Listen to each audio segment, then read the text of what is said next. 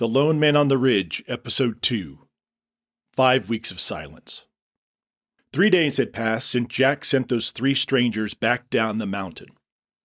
The sun was just starting to break over the ridge as Jack stepped out onto the porch, coffee in hand. Mr. Rogers trotted along beside him. It was the silence that hit him first. It had been several weeks now since he heard even a single plane overhead. That used to be a fairly regular occurrence, not constant, but often enough that he barely noticed it. But now the sky was completely empty. Jack started his usual morning loop. He walked down to the chicken coop and saw that the 3 hens were already out, scratching and digging in the dirt. "Hello, Blossom. Hello, Maud. And hello, Weezy Jefferson," he called out. "How are you girls doing this morning? Sorry about all that excitement a few days ago." Jack lifted the small access door on the back of the coop and reached in, and collected the 3 fresh eggs the hens had just laid. From there he walked down to the garden. He first checked his tomato plants, then the leafy greens, and finally his green beans. He let out a small sigh and muttered to himself, "The damn deer have been at my beans again." He then moved around to the side of the cabin to inspect the 4 solar panels mounted low against the A-frame. As he cleaned the dust off of them, the same question kept circling in his mind. How far did this actually go? Does Asheville still have power? Or is the whole region dark? Next, he checked on his rain catchment system. The gutters fed into a 55-gallon blue barrel that was still about 3/4 full. He lifted the lid, double-checked the water level, and noticed there was no algae, and nodded with satisfaction. Between that barrel and the creek just 60 yards down the hill, he would never have to worry about water. Back inside, Jack opened up the 12-volt fridge and pulled out a small container of powdered milk. After 5 years living up here, the system was dialed in tight. The EcoFlow Delta Pro barely even noticed the fridge and the LED lights running inside the cabin. The total system barely drew power. While his eggs cooked, he reached over and flipped on the hand-crank weather radio, just like he did every single morning. For the last 5 weeks, it had been nothing but static. His eyes moved over to the ham radio sitting silently in the corner. He hadn't heard a single voice in over a month. He shook his head slightly and muttered, "Maybe after breakfast, or later this afternoon, I'll climb up and check those antenna connections for the radio." After breakfast, Jack stayed busy. He split and stacked firewood, checked 2 of his rabbit snares, and cleaned his Glock. He then went down into the root cellar to take inventory and rotate some of the older canned goods. But his mind was not fully on his work. The silence was starting to wear on him. Late in the afternoon, he finally grabbed his ladder and climbed up to inspect the ham radio antenna and its connections. While up there, he looked over his 75 acres, 12 on the ridge and the rest backing up to Pisgah National Forest. This was the exact reason he bought this property. Nobody was ever going to build behind him. As he tightened the last connection, his mind drifted back 5 weeks. The last voice he had heard on the ham radio was a panicked man in Tennessee screaming that the grid had collapsed and the cities were emptying out. Jack stood on the ladder staring out over the ridge. Cyber attack? Biological weapon? An EMP? He looked down at Mr. Rogers sitting at the bottom of the ladder and asked, "What do you think, boy?" Mr. Rogers barked twice. "Zombie apocalypse? I don't think so, Mr. Rogers. But at this point, that guess is as good as any." Jack climbed down the ladder and spent the next hour checking the perimeter. He walked past 2 of his trail cameras he had used for years to track deer, coyote, and bear. He stopped in front of one of them, just staring at it.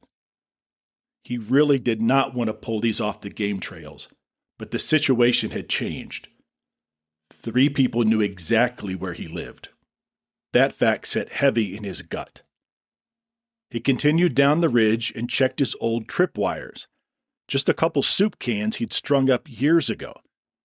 But the fact that Dylan and the others had slipped through without triggering a single can bothered him. Jack stood there quietly looking down the mountain. 3 people know where I am now, he muttered. This changes everything.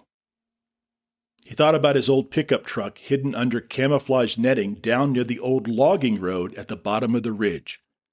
That was his only way in or out if he ever had to go into town for supplies, which was not very often. It had been, 6, 7 weeks maybe since he'd been into town? Later that evening, after the sun had gone down, Jack sat down at his small ham radio station. He powered up the unit and adjusted the frequency. Kilo Quebec 4, Yankee India Tango, calling CQ. KQ4 YIT, calling CQ. Is anybody out there? Anybody copying my transmission? He released the mic and waited. Nothing but static. He spent the next 20 minutes slowly scanning frequencies. Every once in a while he would catch a faint voice, sometimes in Spanish, sometimes in English. Sometimes the signal was so weak it was difficult to determine the language, let alone what they were saying. Jack finally leaned back at his chair, shaking his head. He was kicking himself for never learning Morse code. But the not knowing, that was starting to eat at him worse than anything. 5 weeks with no information, no idea if Asheville still had power or how far the collapse had actually spread. 5 weeks, 5 long weeks of nothing but wind whispering through the pines, the occasional bark from Mr. Rogers, and the soft clucking of his 3 hens. He remembered that first night, stepping out onto the porch like he did every evening, expecting to see the faint orange glow of Asheville to be visible against the southern sky. But there had been nothing, just an endless black void where distant city lights used to be. The absence hit him harder than any sound ever could. He closed his eyes for a moment, letting the memory settle. A thought he had been pushing away for days finally forced its way to the front of his mind. Sooner or later, he was going to have to go down the mountain. The realization settled over him like cold mountain air. Going down meant leaving the safety of his 75 acres that he knew better than his own heartbeat. It meant facing whatever was left of the world. Desperate people, broken systems, maybe even violence. But staying up here forever meant staying blind, and blind men didn't survive long when the rules changed. He let out a slow breath and looked over at Mr. Rogers, who was watching him from the corner of the room with his steady, trusting eyes. Yeah, I know, boy. I don't like it either. Jack stood up from the radio desk, his old shoulder giving its familiar protest as he rose. Without thinking, his hand moved up and brushed against the raised scar just behind his left shoulder. The old wound still tightened up on cold nights, or after he'd been sitting too long. He caught himself lowering his hand quickly, almost embarrassed by the unconscious gesture. Some memories still had teeth. Jack walked over to the window and stared out into the pitch-black night. Somewhere down there, Asheville was either burning or dying or both. And somewhere out there, Sarah, Mike, and Dylan were probably telling people about a man up on the ridge with food and water. The silence was no longer peaceful. It felt like the quiet before a storm that had already started miles away and now was rolling straight towards him. He placed his hand on the cool glass of the window. 5 weeks of silence, he whispered. But it looks like that silence is about to break.